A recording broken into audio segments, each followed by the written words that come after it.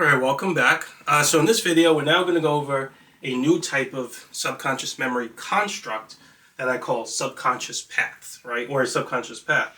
So we're going to basically go over, we're basically going to set it up. We're not going to go straight into it. We're going to just set up some ideas to kind of establish what that is. So, so we're going to talk about something maybe a little bit strange, right? And I mentioned that in the book too, but I'm going somewhere with this, right? So this is actually going to help to establish the concept of a subconscious path, right? So what I want to talk about first is the concept of dancing, right? So I want to talk about dance steps, right? So you probably watched performances in music and when artists are on stage performing some song, right? But they're performing a whole bunch of dance steps, right? And they're performing it in sequence with maybe backup dancers and things like that. And you probably noticed that they perform a huge number of steps, right? From the beginning of the song to the end of the song, right? And sometimes, at least to me, it's just impressive that they're able to remember so many steps, right? And do it so seamlessly, right? So I want to basically analyze what's actually happening there on a subconscious level when they're doing that.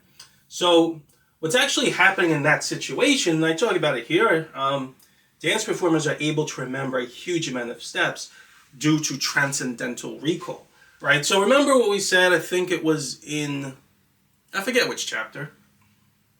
I talked about the nature of memory, probably chapter 9, but one of the early chapters. I talked about how our ability to remember things is actually also a subconscious frequency, right? So when our subconscious frequency goes to what you might call the recall frequency, which that's one of the few frequencies that I don't feel like there's an emotion on that frequency, but it just seems to be an intellectual frequency.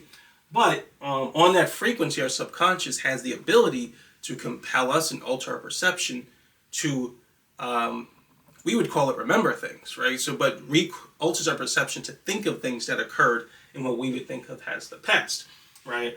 And it compels us to think in a kind of linear way to repeat events in the past. Like I said, it's just what we would call remembering things, right? But our subconscious alters, charges, and compels us to be able to do that.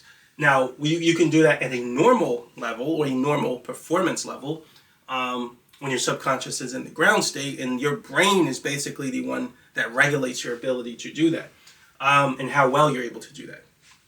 But you are able to charge the recall frequency through your intention, and that allows you to recall at a transcendental level. So you'd be able to remember things, excuse me, you'd be able to remember things at a level of performance or to a degree that goes beyond what your negative mind would be able to do, right?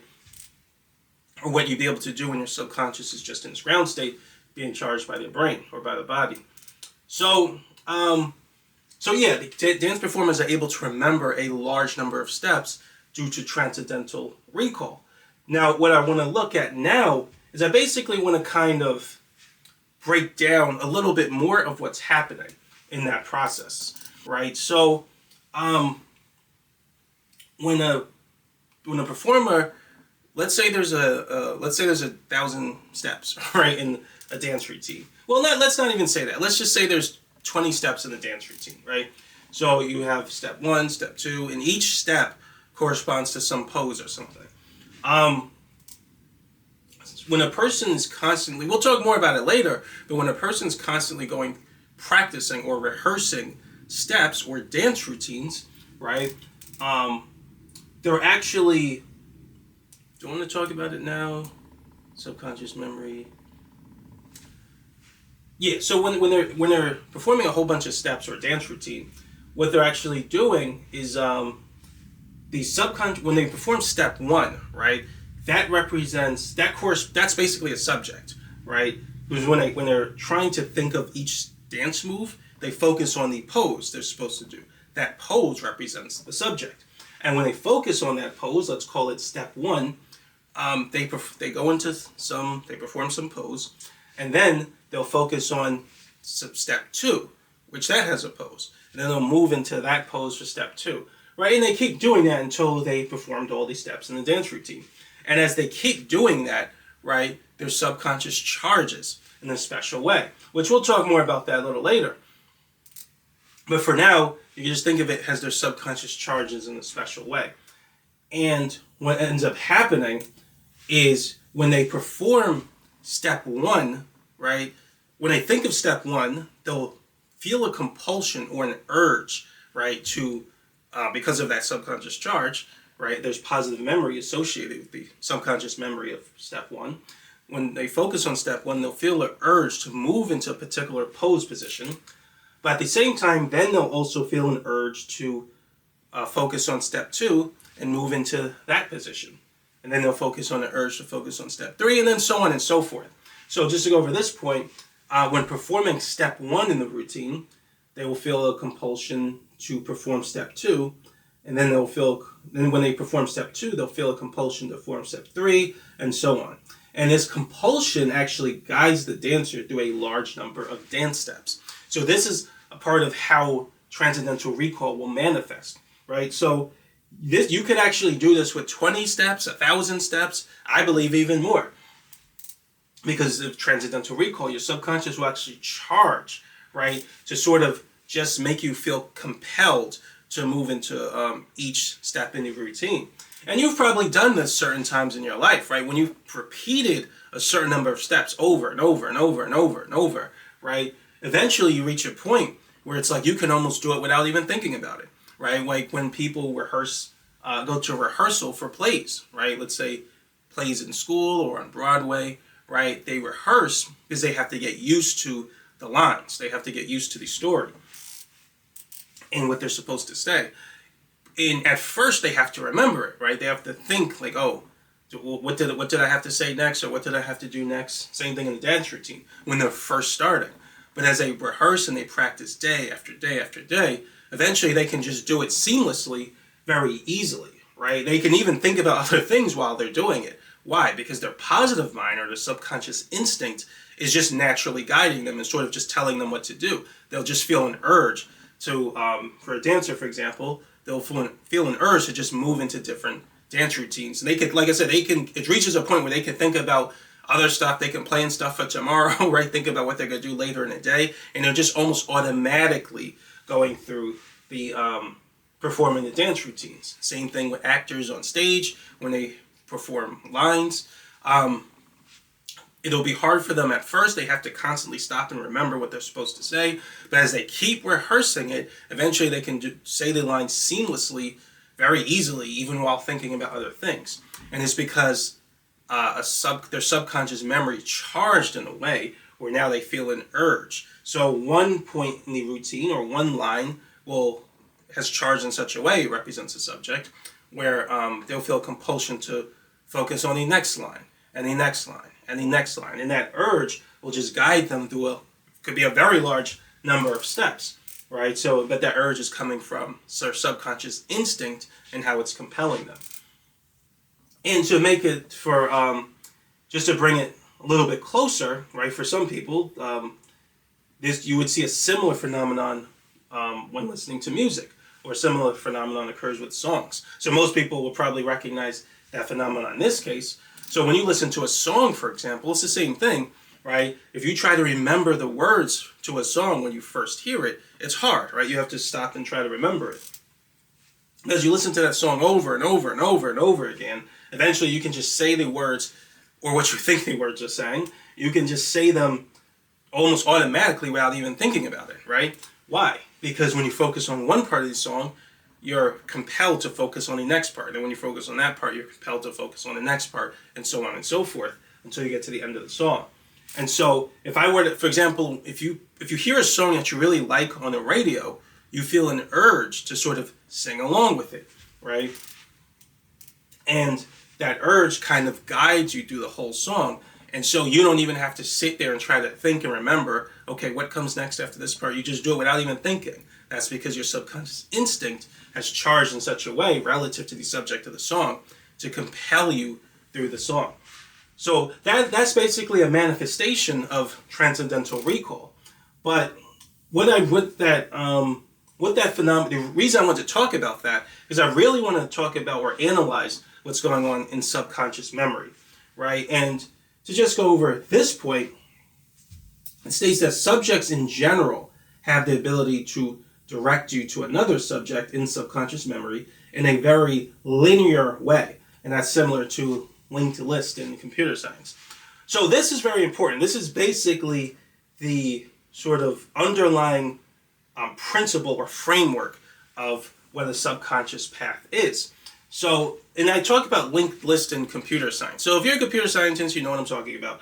But in computer science, I think I mentioned it before, there are different data structures, right? So data structures are just sort of abstract sort of constructions that allow you to organize information in a very specific way. Certain types of data structures are favorable for certain types of processing certain kinds of information. So a linked list is a specific kind of data structure where, and I did this a long time ago, but I'm trying to remember, you would create, you would generally create a function, right, or an object, I believe, in object-oriented programming. That object, the program would basically call an object or call a function, and that object would run certain methods or it would run certain functions when you access it, but then within the function or the object, it would have, it would point to like another function. But this particular function would be what we would call an ordered function. So what that means is it would be, if you take a set of functions, right, each function has a certain number, like function 1, function 2, function 3, function 4, and so on. And so if you access function 1, it'll direct you at the end of the object or at the end of the function before you close out the commands of the function, which you would always use parentheses or brackets. But the last command in the function would direct you toward function 2. And then you carry another series of functions, could be display this on the computer or whatever. And then at the end of that bracket, that function, it would direct you to function 3, and so on and so forth, right? So that's a linked list. You can't be in node, they call them node, each function is called a node. You can't be in node 1 and then jump to node 5 and so on and so forth. You have to go through the list. You have to go from 1 to 2 to 3 to 4 to 5, right? So there's no skipping. At least that's how it was when I learned it. And so subconscious memory actually follows a very similar paradigm or a very similar framework. At least this actually forms in your subconscious memory. So subjects, each subjects have the ability to be ordered or form an ordered set. And each subject has a subconscious memory, right? So when you focus on one subject and access his subconscious memory, that particular memory will compel you to do something, right? Behave or think in some way, or feel an urge to do so. The conscious mind still has to go along with it. But it'll make you feel an urge to behave in some way. But then, like at the end, you can almost say at the end of the urge, or part of the urge that you feel, will to be focused on another subject. So you can think of it as subject 2, right? And it won't just be any random subject. It'll specifically be subject 2, because they form an ordered pair.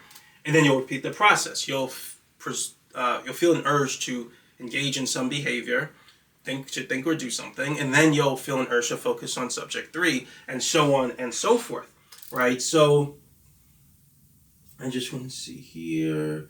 Yeah, and so just to go over this point, it says this ordered set of subjects can form a very special series in subconscious memory, because that's what it is, and this series can also be made up of categories. So we're going to talk about categories in a moment, but in the book, I call it a subject series, right? So basically, that just refers to an ordered set of subjects. So you take any set of subjects, well, you take a specific set of subjects in subconscious memory, you order them, meaning you give them a number, so there's subject 1, subject 2, subject 3, subject 4, however many subjects, but they all have a particular number that allows you to give them an order based on increasing numbers.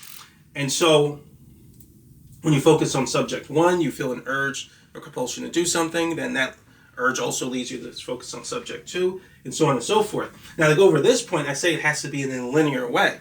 Now, why? That's because you can't, just like linked list, you can skip subjects, like the natural sequence of the subjects, but it's hard to, right? You won't feel an urge to do the skipping. You can do it on a conscious level just by resisting the urge if you want to. So as an example of that, let's say that a song you like, right? So a song you like, So as soon as you hear the first set of lyrics to the song, you start singing along with it. And you do it without even thinking. You feel an urge to continue to sing. Sometimes when the song is on the radio, you might find it hard not to sing along, right? Why? That's because you feel an urge to do so.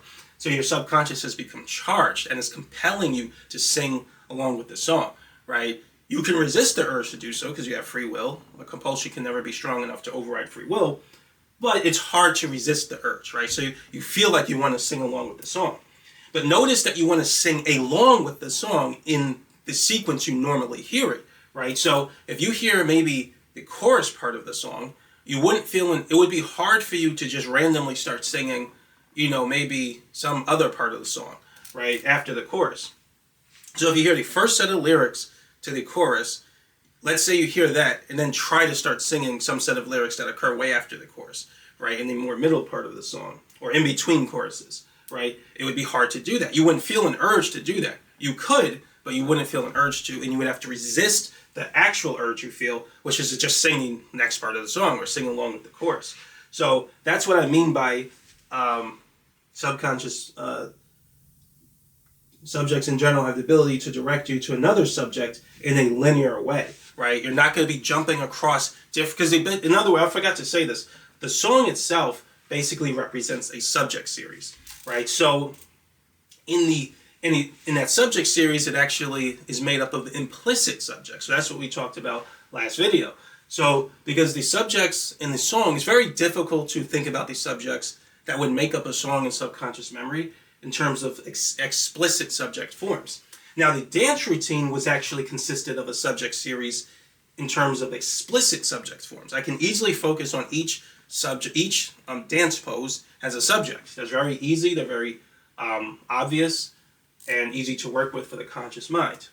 But a song itself would form a subject series, and it would consist of more implicit subject forms. So it would be very hard for me to focus on a conscious level, focus on each specific subject that makes up the song, right? So I would have to appeal to the idea of the fact that it exists in subconscious memory in implicit form, which means it's intangible and less difficult to focus on consciously. However, if the theory is correct, right, that every memory is stored to subconscious memory, then even the song is stored in subconscious memory in according to subjects. And if I focus on, if we assume this is true, and each of those subjects is ordered, and subject 1 compels me to subject 2 compels me to subject 3, and they're implicit, right, so they're implicit subject forms, then basically you can see how a subject series, even if it's an implicit subject series, but a subject series would form in subconscious memory that corresponds to the experience of singing the song, right? So each time I sing the song, that subject series would charge, right? And we'll talk about that in a little bit, but that subject series would charge, and then it charges in a way where it'll compel me to feel an urge, a very strong urge. The stronger the charge, the stronger the urge. But it'll cause me to feel an urge to do something or think or do something when I focus on subject 1. And then I also feel an urge to focus on subject 2, and the process repeats itself. Now, if I follow that urge, I wouldn't be able to it would be hard for me, I wouldn't be able to follow the urge to focus on subject 1, then subject 10 or subject 20, right? The urge itself would cause me to focus on subject 2 and then subject 3. Now, if I choose to focus on subject 1, then 20 and 30 and whatever, I won't feel an urge to do so. I'll have to resist the urge. So that's basically what I was trying to say. And like I said, you imagine the same thing with singing or with the dance routine. So if you're used to performing a dance routine in a certain order, let's say that one day you're doing it and you perform steps 1, 2, 3, 4. It would be hard for you to jump to step 10, right? Because the urge is not telling you to do that. The urge is telling you to jump to step 5, right? If you jump to step 10, you got to stop and think about it a little bit, right? In other words, your positive mind is not the one helping you to jump to step 10. So the subject series, the way it charges in a very linear way, right? So that's important. Now to go over this part, I said before that pretty much anywhere in this whole book, right, book 1 or book 2, that I mentioned the term subject, you can also just replace it with category, right?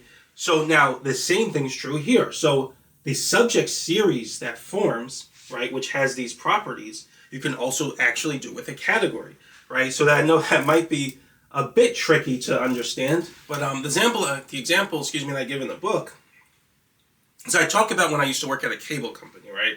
So I used to work at a cable company, and there would be certain events that would occur, which would cause a whole bunch of calls to come into the queue, would jump up to some super high number, and we would get a whole bunch of calls related to some event. So it could be a pay-per-view, like it used to be a lot of times when the Mayweather fights, sometimes the UFC fights. It could also be an outage or a rate increase, something like that. And what would actually happen is I would keep getting the same set of questions over and over and over and over. And a lot of times the customers would even ask me the same questions, and like in the same sequence over and over and over, right? They usually start off with the first question. I would give them some answer. Then they would go to the second natural question to ask, and I would start expecting, the sequence of questions to go in a certain order. And then a different person would call in and I would repeat the process. And so that kept happening over and over and over with relatively the same type of questions, because it was the same event, right? Specifically what I'm referring to here, they would ask the same question, and a lot of times it would basically be in the same sequence, right? And what would end up happening is that in my subconscious memory, I would focus on this person and perform this sequence of actions. Let's just say that. I perform this sequence of actions, and then I focus on this person, just focus on this sequence of actions that reminded me of the last person. I would focus on this sequence, and eventually, as I keep doing this, right, all the subconscious memories become associated with each other, and then there's no unique memory that forms anymore. My intention is going to alter. Excuse me. My intention as I do this over and over, and as I keep. Excuse me. As I do this over and over, my intention is going to affect my subconscious in such a way where it alters my perception to eventually perceive a category, right? So now, each time a person calls in, even though they don't have a specific subconscious memory in my subconscious memory will still be accessed, and the charge will still be accessed based on the category, right? So when this would happen, eventually I would be able to just answer people's questions in a way that basically corresponds to an urge, right? So I would expect them to do this. I would just kind of answer this way. And then when they ask this question, I would answer this way. But it wouldn't just be me entirely using my negative mind, right? I would feel an urge or a compulsion to do this, to do that, to do this, to do that. And then you can kind of imagine that if let's say some people continuously ask you a sequence of questions over and over and over and over, eventually you're going to kind of get good at just answering those questions. But what that really means is that your subconscious has charged, specifically it charged in the way where the category is carrying the charge. So when a person answers this question, even if it's a new person, because if it's specifically the type of questions you've gotten used to asking, if they answer this question, you kind of just know what to do, because your subconscious is charged. It's become charged up to give you an urge. And there's more to talk about how that works. We'll talk about that later when we talk about transcendental creativity and transcendental intelligence. But it's become charged in a way where you'll feel an urge to answer the question in a very seamless and smooth way. And then when you answer this question, you answer in a very seamless and smooth way. And you see that with lawyers and spokespeople and things like that, how they're very smooth and very kind of wiggly when you try to hold them down. They just kind of answer questions seamlessly, right? And they answer certain types of questions that way. And the reason that happens is because they have a charge where the subconscious memory is actually a category. So they can handle specific categories of questions, right? So basically that's what happened to me when I used to work at the cable company. I could just handle a certain sequence of questions, and I could just sort of answer it in a very sort of, it's kind of hard to say it in words, but I would be able to answer it just kind of following an urge. The same way I just follow an urge to form a sequence of dance steps that I've performed many times. Or I'll follow an urge to sing a song that I've sung many times. I can do it without even really thinking about it, right, on a conscious level. Similarly, you'll be able to just start answering questions without even really thinking about it. Even while you're answering the question, you can just focus on other stuff because that urge is basically just guiding you through the question. All you got to do is follow it. And that's your positive mind, right? So over this point, this is actually another example of a category, which we kind of went over other ones. But this is the one I give in the book. So when boxers train against multiple different opponents, a category series develops in subconscious memory. So just as a quick example, if I practice, let's say I practice fighting against a certain type of style, right? In boxing, they say, they always say that timing beats speed every time, or something like that, right? Let's say I keep practicing boxing against opponents who have a lot of speed, right? And I'm practicing my timing, right? So what might happen is I might notice a boxer, let's say they put their front foot forward, right? And they put a lot of weight on their front foot or something like that. And then they do something which my conscious mind will notice. In my mind, every time they do this, they're going to do something else, right? And then I prepare for it. So I get my timing ready. Or they're going to try to throw a fast punch or a fast jab or whatever. And so that first thing that each one of these boxers does, whatever it is, right, that acts as a subject, right? And so when I see that subject, I'll feel a compulsion to think or do something, and then I'll also feel a compulsion to go into my counter, right? And so if I see multiple different boxers do that, and every time I see them do that specific thing, I feel an urge to go into my counter, then I expect them to do this, and I do another step, and so on and so forth. Eventually, it's going to become a category where no matter who the boxer is, I'm going to feel compelled to do that every time I see them do that first step, right? And in boxing, when they train, that's part of the reason they train against different opponents is because they want to develop a category series in subconscious memory. Now, that category series actually guides them all throughout the fight, right? We haven't talked about when there's multiple category or subject series yet. We'll talk about that in another video later. But in boxing, those are called. Actually, no, I talk about that a little bit later. But no, I can talk about it now. So in boxing, those are called tells, right? So there's certain things that a fighter will do, right? Because they have a subject series formed in their subconscious memory or category series. They'll feel an urge to do something else the moment they do one thing. And those subject series are all across their subconscious memory, right? Or category series. And so if you can kind of pick up on what those urges are in a person's subconscious, then you kind of know you kind of tell what they're going to do next, right? And now this is all very subconscious stuff, right? So most boxers they're not really aware of all this stuff going on in a person's subconscious memory, but they are aware of the basic principles of boxing, right? Which is the fact that a fighter has tells, right? Certain things, certain habits, certain behaviors that's very difficult to avoid. So for example, if a boxer is fighting, if they feel an urge if they see some subject or something occur in the fight and they feel an urge to engage in a sequence of behaviors, right, it's going to be very hard to resist that urge, right? And if they try to resist their urge, boom, they're going out of a transcendental state right away. Or they're going to go out of a transcendental level of performance because they have to use their negative mind to resist that urge, right? It's going to completely drop their performance, right? So they either stop their performance and go to a lower level of performance, or they go along with the urge, right? So if you know what that urge is or what those tells are in the boxer's subconscious, then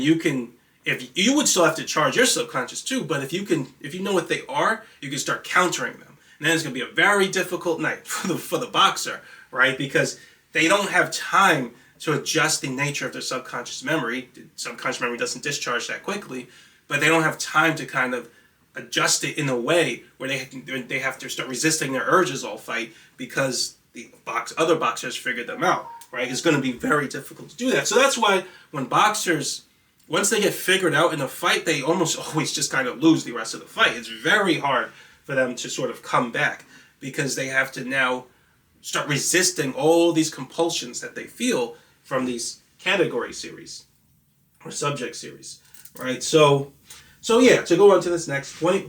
So this subject or category series that forms, the subject or category series forms a subconscious path in subconscious memory. So this is basically, I was calling it a subject or category series, but what I really start calling it in the book is actually subconscious path, right? So I use the term subject or category series kind of to set things up because I want you to think of them as an ordered series or an ordered list of subjects that kind of linearly go in a specific order. But what I really prefer to call it is a subconscious path, right? And the reason I call it a path is because I like to think of it as your attention is able to travel a kind of path when it focuses on subjects. In a sense, it forms a path in subconscious memory. So when you access the first subject in the subconscious path, you'll feel a compulsion to perform a sequence of behaviors, right? So it's like as your attention travels or focuses on the subjects or the sequence of subjects, your subconscious it's like you're basically traveling a path in your subconscious mind. And as you travel the path in the subconscious, what it means to travel the path is to form a sequence of behaviors. So for example, going back to the dance routine, when you focus on step 1, you feel an urge to move into the pose associated with subject 1, and then you also feel an urge to focus on step 2, right? And when you focus on step 2, you feel an urge to go into the dance pose associated with step 2, and then focus on step 3, and then the process just repeats itself until you get to the end of the subconscious path, right? So, and it does have an end, which would just be the last, in this case, the last step in the subject series, or the subconscious path, which would be just the last step in the dance routine, right? So when you're singing a song, that's a subconscious path, or that represents a subconscious path in subconscious memory. Now notice we can use this memory construct to more easily work with implicit subject forms. So a song would consist of many implicit subject forms, but we can still work with them by just focusing on the behavior of the path, right? So anywhere in the song, as soon as I hear the first lyrics in the song, I feel an urge to sing along, right? If I hear the beginning lyrics, I don't feel an urge to sing, something way later in the song, right? I feel an urge to sing the next set of lyrics in the song immediately following those set of lyrics. So it's linear, right? And it follows an ordered set, right? So when I focus on the first set of lyrics, I feel the need to focus on the next set of lyrics. And when I sing those set of lyrics, I focus on the need to sing the next set of lyrics, and then sing those, and then focus on the next, and so on and so forth. So as I focus on the first set of lyrics in the song, I will start following I will feel an urge that represents my mind traveling a subconscious path or a sequence of behaviors. In this case, sequence of behaviors would just be singing the song in that linear order. What else did I want to say? Oh yeah, so also, I obviously don't have to necessarily focus on subject 1 at the very beginning of the song, right? So if I hear the song midway through, let's say that subject, and these are implicit subjects, but let's just say that's subject 50, right? Then from there, I'll just focus on subject 51, and then subject 52, and then so on and so forth, right? And so you obviously notice this. If you hear a song in the middle, right, you don't feel an urge to start singing from what the beginning is, right? You just feel an urge to continue singing the song from the middle. So wherever your attention accesses the subconscious path, right, you'll continue traveling the path from that point, right? If I were to just, for whatever reason, perform dance pose 10, I'll feel an urge to continue to dance pose 11, and so on and so forth. Just because I start at 10 doesn't mean I'm going to feel an urge to go back to 1 or whatever. So you can access the subconscious path at pretty much any point in the path, depending on which subject in the path that you focus on. And then you'll feel an urge to just travel the rest of the path in your behaviors. So yeah, that's pretty much it.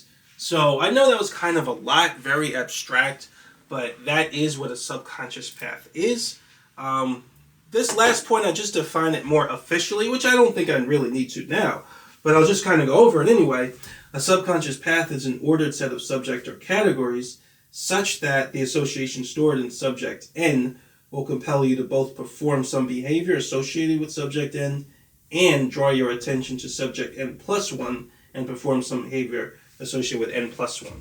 So I put it in very mathematical lingo, right? But it's pretty much what I already said. Now, because N was an arbitrary number, it'll also apply to N plus 1, which just means that you'll keep feeling the urge to perform some behavior in a sequence of subjects stored in subconscious memory until you get to the end of that sequence, right? So like I said, subconscious paths allow us to work with implicit subject forms, right, very easily, because we don't have to know each subject or focus on each subject. All we need to do is focus on the sequence or the series, right? So as long as you keep performing some activity, right, in a linear or ordered way, which you pretty much always do.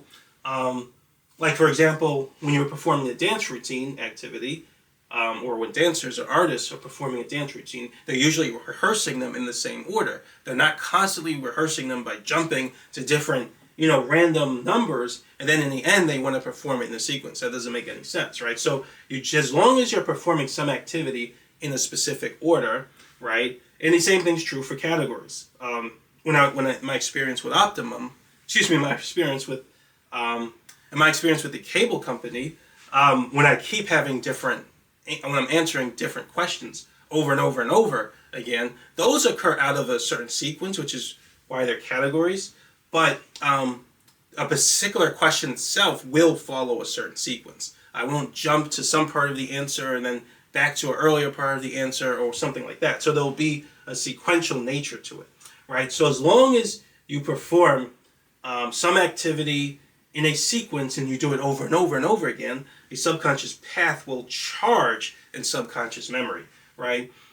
And so if we can charge a subconscious path, right, and which again allows us to work with implicit subject forms, then we can use this charge to perform or engage in the activity in a transcendental way, right? We just have to do it according to the rules of a subconscious path, right? So yeah, we're going to talk about how to charge, more specifically to how to charge a subconscious path later, but this is basically how we're going to, like I said, engage with transcendental performance, right? So for example, if I want to perform this dance routine at a transcendental level, let's say beyond transcendental recall, right? I would just basically have to charge this subconscious path in a specific way. Or with a more implicit subject form case, if I wanted to charge a subconscious path for singing a song, or if I wanted to feel more emotion while singing the song, I would just have to charge the subconscious path, right? So that's what I was saying before. I was calling a song a subject. Technically, it's not just a subject.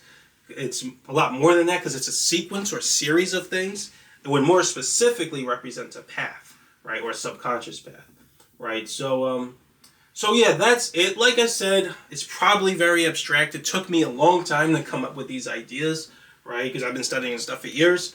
I recommend to just rewatch the video if it's tricky, or to just read the book or the website, and then you'll kind of get used to this idea. In the next video, we're gonna talk about certain properties of subconscious paths. Right?